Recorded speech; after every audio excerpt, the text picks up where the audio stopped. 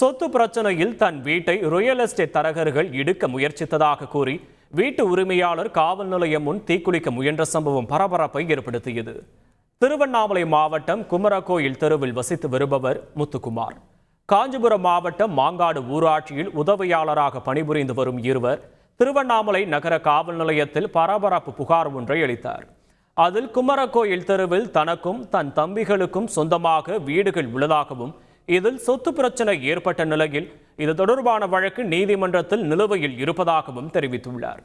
இந்நிலையில் சம்பந்தப்பட்ட வீட்டை குமரகோயில் தெருவைச் சேர்ந்த ரியல் எஸ்டேட் தரகர்கள் கமல்சந்த், நரேஷ்சந்த் உள்ளிட்ட 12 பேர் இடிக்க முயற்சித்ததாகவும் குற்றம் சுமத்தியுள்ளார். தொடர்ந்து பொக்லைன் இயந்திரம் மூலம் தன் வீட்டை இரவில் இடிக்க முயற்சிப்பதாகவும் தெரிவித்த அவர் உடலில் மண்ணெண்ணெய் ஊற்றிக்கொண்டு அரை நிர்வாணத்துடன் காவல் நிலையத்தில் போராட்டத்தில் ஈடுபட்டது பரபரப்பை ஏற்படுத்தியது. செய்திகளை உடனுக்குடன் தெரிந்து கொள்ள உடனே சப்ஸ்கிரைப் பண்ணுங்க.